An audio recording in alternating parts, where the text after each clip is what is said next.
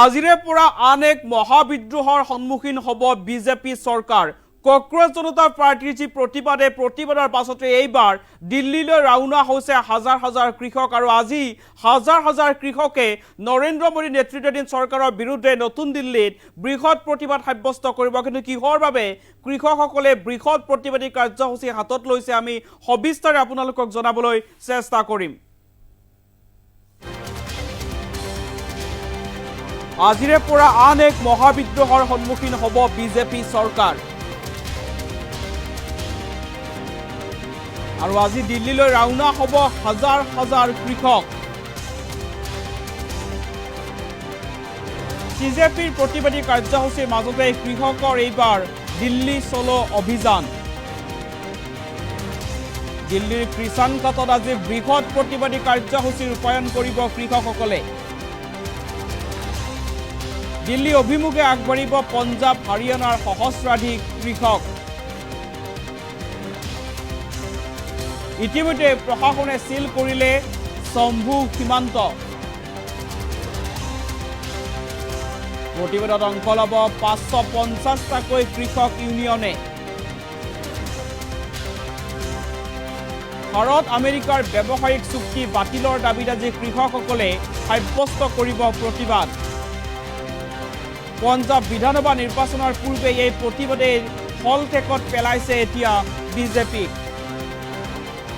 আৰু এটা গুৰুত্বপূৰ্ণ খবৰ জনাইছো, বিজেপিৰ প্ৰতিবাদৰ মাজতে আন এক মহাবিদ্ৰোহৰ সন্মুখীন হ'ব এতিয়া নৰেন্দ্ৰ মোদী নেতৃত্বাধীন কেন্দ্ৰীয় চৰকাৰ আৰু আজি দিল্লীলৈ ৰাওনা হ'ব হাজাৰ হাজাৰ কৃষক। পঞ্জাৱ হাৰিয়ানাৰ সহস্ৰাধিক কৃষক আজি পুনৰ নতুন দিল্লী অভিমুখে ৰাওনা হৈছে আৰু বিজেপিৰ প্ৰতিবাদৰ মাজতে এইবাৰ কৃষকে হাতত লৈছে দিল্লী চলো অভিযান। আজি নতুন দিল্লীৰ কিষাণ ঘাটত হাজাৰ হাজাৰ কৃষকে বৃহৎ প্ৰতিবাদী কাৰ্যসূচী ৰূপায়ণ কৰিব আৰু কৃষকৰ প্ৰতিবাদ ৰুদ্ধ কৰিবলৈ ইতিমধ্যে প্ৰশাসনে সিল কৰিছে শম্ভু সীমান্ত। উল্লেখ্য যে কৃষকৰ যি এই প্ৰতিবাদত অংশগ্ৰহণ কৰিব ৫৫০টাকৈ কৃষক ইউনিয়নে। ভাৰত আমেৰিকাৰ ব্যৱসায়িক চুক্তি বাতিলৰ দাবীৰে আজি কৃষকসকলে প্ৰতিবাদ সাব্যস্ত কৰিব।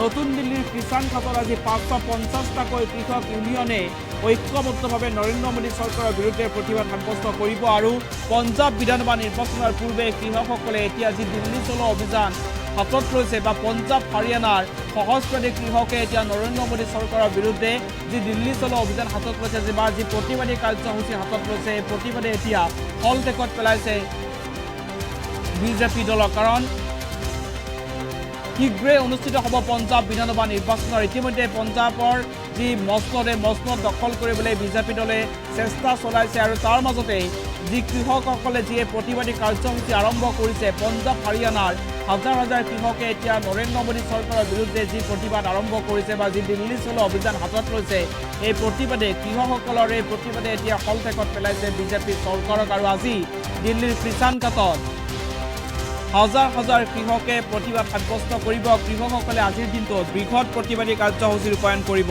৫৫০টাকৈ কৃষক ইউনিয়নে আজি নৰেন্দ্ৰ মোদী চৰকাৰৰ বিৰুদ্ধে প্ৰতিবাদ সাব্যস্ত কৰিব। কৃষকসকলে ইতিমধ্যে দিল্লী অভিমুখে ৰাওনা হৈছে আৰু আজি দিল্লীৰ কিষাণ ঘাটত বৃহৎ প্ৰতিবাদী কাৰ্যসূচী ৰূপায়ণ কৰা হ'ব। ভাৰত আমেৰিকাৰ ব্যৱসায়িক চুক্তি বাতিলৰ দাবীৰে আজি কৃষকসকলে প্ৰতিবাদ সাব্যস্ত কৰিব আৰু কৃষকসকলৰ যি এই প্ৰতিবাদ বা কৃষকসকলে যি দিল্লী চলো অভিযান হাতত লৈছে এই অভিযানে এতিয়া হলটেকত পেলাইছে বিজেপি চৰকাৰৰ। কাৰণ শীঘ্ৰেই পঞ্জাৱ বিধানসভা নিৰ্বাচন অনুষ্ঠিত হ'ব আৰু পঞ্জাৱ বিধানসভা নিৰ্বাচনৰ পূৰ্বে কৃষকসকলৰ এই ঐক্যবদ্ধ প্ৰতিবাদে এতিয়া হলটেকত পেলাব পাৰে বিজেপি চৰকাৰক। আৰু আজি দিল্লীলৈ হাজাৰ হাজাৰ কৃষক ৰাওনা হ'ব। বিজেপিৰ প্ৰতিবাদৰ মাজতে আন এক মহাবিদ্ৰোহৰ সন্মুখীন হ'ব এতিয়া নৰেন্দ্ৰ মোদী নেতৃত্বাধীন কেন্দ্ৰীয় চৰকাৰ। আৰু এইবাৰ শিক্ষাৰ্থীসকলৰ প্ৰতিবাদৰ পাছতে এইবাৰ কৃষকসকলে নৰেন্দ্ৰ মোদী চৰকাৰৰ বিৰুদ্ধে প্ৰতিবাদ সাব্যস্ত কৰিব আৰু আজিৰ দিনটোত কেন্দ্ৰীয় চৰকাৰৰ বিৰুদ্ধে ভাৰত আমেৰিকাৰ ব্যৱসায়িক চুক্তি বাতিলৰ দাবীৰে আজি কৃষকসকলে প্ৰতিবাদ সাব্যস্ত কৰিব আৰু পঞ্জাৱ বিধানসভা নিৰ্বাচনৰ পূৰ্বে কৃষকসকলে বিজেপি চৰকাৰৰ বিৰুদ্ধে যি প্ৰতিবাদী কাৰ্যসূচী হাতত লৈছে কৃষকসকলৰ এই ঐক্যবদ্ধ প্ৰতিবাদে বিপদত পেলাব পাৰে বিজেপিক। আৰু আজিৰে পৰা আন এক মহাবিদ্ৰোহৰ সন্মুখীন হ'ব বিজেপি চৰকাৰ। ছাত্ৰ ছাত্ৰীসকলৰ প্ৰতিবাদৰ পাছত এইবাৰ কৃষকসকলে বিজেপি চৰকাৰৰ বিৰুদ্ধে প্ৰতিবাদ সাব্যস্ত কৰিব আৰু আজি দিল্লীৰ কিষাণ ঘাটত 550টাকৈ কৃষক ইউনিয়নে ঐক্যবদ্ধভাৱে প্ৰতিবাদ সাব্যস্ত কৰিব নৰেন্দ্ৰ মোদী চৰকাৰৰ বিৰুদ্ধে। আৰু ইতিমধ্যে প্ৰশাসনৰ ফালৰ পৰাও এতিয়া প্ৰতিবাদক ৰুদ্ধ কৰিবলৈ কৃষকসকলৰ যি প্ৰতিবাদ এই প্ৰতিবাদ ৰুদ্ধ কৰিবলৈ এতিয়া প্ৰশাসনেও ব্যৱস্থা গ্ৰহণ কৰিছে। ইতিমধ্যে প্ৰশাসনৰ ফালৰ পৰা চিল কৰি দিয়া হৈছে চম্বু সীমান্ত আৰু ভাৰত আমেৰিকাৰ ব্যৱসায়িক চুক্তি বাতিলৰ দাবীৰে আজি কৃষকসকলে নতুন দিল্লীত প্ৰতিবাদ সাব্যস্ত কৰিব আৰু CJPৰ প্ৰতিবাদৰ পাছতেই আন এক মহাবিদ্ৰোহৰ সন্মুখীন হ'ব নৰেন্দ্ৰ মোদী নেতৃত্বাধীন কেন্দ্ৰীয় চৰকাৰ।